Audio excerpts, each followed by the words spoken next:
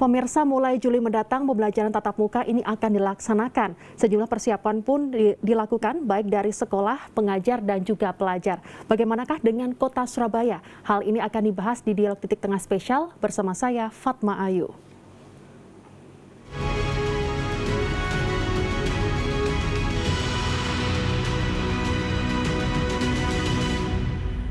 Pemirsa, Anda menyaksikan Dialog Titik Tengah Spesial kali ini membahas terkait dengan optimalisasi pembelajaran tatap muka. Anda bisa bergabung bersama kami di 031 561 3369 dan sudah hadir di studio Metro TV Jawa Timur ada Ibu Reni Astuti selaku Wakil Ketua DPRD Kota Surabaya. Selamat siang Ibu Reni. Selamat siang Mbak Fatma, Assalamualaikum. Waalaikumsalam warahmatullahi wabarakatuh. Ibu Reni, bagaimana dengan Kota Surabaya? Sejauh ini persiapan untuk pembelajaran tatap muka pada Juli mendatang?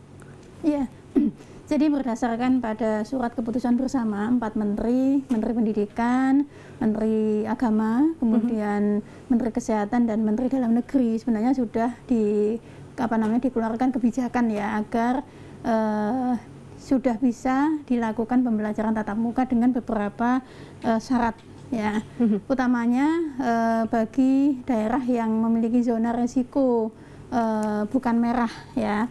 Jadi SKB ini aturan dari pusat ini kan bertahap ya, mengalami perubahan-perubahan sesuai dengan kondisi yang terkini gitu. Kalau dulu yang boleh hanya yang hijau saja sama yang kuning gitu ya, tapi sekarang yang orange pun dibolehkan dan Surabaya masuk pada peta resiko orange gitu.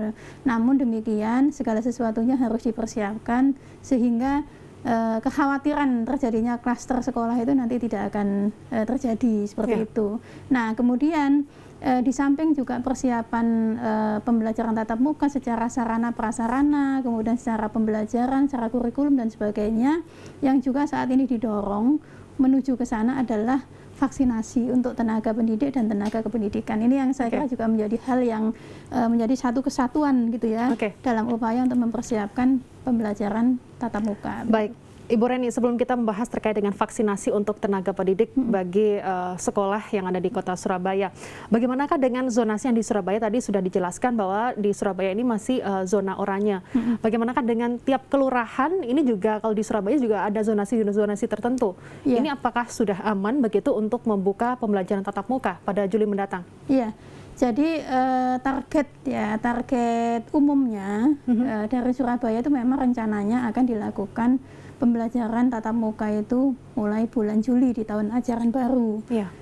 Bahkan saya sendiri sebagai wakil rakyat bahkan mendorong untuk upaya-upaya nanti simulasi atau mungkin percobaan dan sebagainya sudah bisa dilakukan setelah Lebaran ini gitu. Hanya saja memang setelah libur Lebaran ini angka COVID ini kan harus terpantau dulu. Kalau misalkan tidak terlalu mengalami lonjakan yang berarti, saya kira diberikan saja kesempatan kepada sekolah ya untuk memulai pembelajaran tatap muka, karena secara aturan SKB 4 menterinya itu sebenarnya dibolehkan, tidak harus menunggu bulan Juli gitu. Terpenting adalah ada beberapa syarat yang harus dipenuhi, dan yang juga harus kita perhatikan adalah saat ini kita perlu melayani semua lapisan masyarakat. Jadi berdasarkan saya turun ke masyarakat, kemudian berdasarkan berbagai survei yang sudah dilakukan oleh sekolah untuk kemudian memintai pendapat para orang tua, gitu ya, juga memintai pendapat para siswa. Itu para orang tua juga banyak yang menginginkan anak-anak ini bisa segera pembelajaran tatap muka, walaupun ada juga yang masih mengkhawatirkan dan menginginkan anak-anaknya tetap melakukan pembelajaran secara daring atau secara online. Nah, dua hal ini yang saya kira tidak perlu diperdebatkan atau kemudian yang tatap muka yang ingin offline nggak cocok sama yang ingin online, yang ingin online kok yang ingin offline kok begini dan sebagainya. Tapi bagaimana kemudian pemerintah dalam hal ini Dinas Pendidikan dan juga Satuan Pendidikan dalam hal ini adalah sekolah, itu adalah melayani semua masyarakat. Mau yang tatap muka dilayani, mau yang tetap online ya, jarak jauh juga dilayani. Di sinilah kemudian membutuhkan hal yang baru yang harus disiapkan oleh sekolah. Pembelajaran tatap muka agar para siswa ini tidak lost learning begitu ya? Nah, itu diantaranya. Oke. Ya. Bu Reni, simulasi apakah sudah dilakukan atau sebelum Lebaran ini juga sudah ada sekolah-sekolah yang ada di Kota Surabaya ini sudah melakukan simulasi pembelajaran tatap muka? Seperti apa hasilnya? Iya, jadi simulasi ini sebenarnya Kota Surabaya sudah pernah melakukan di akhir tahun 2020 kemarin. Pada waktu itu sempat kita melihat kasus itu semakin berkurang pada waktu itu, tapi kemudian terjadi lonjakan kembali ya.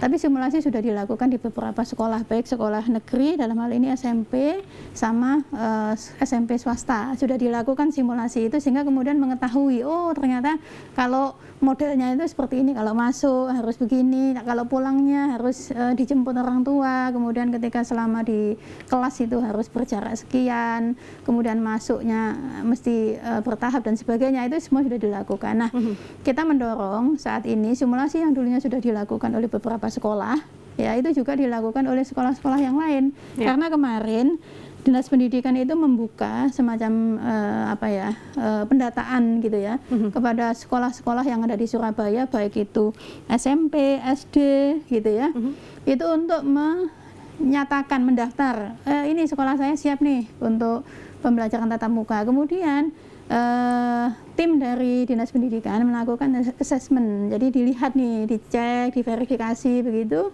kemudian ditandain. Ada yang dapat tanda hijau, berarti dia siap.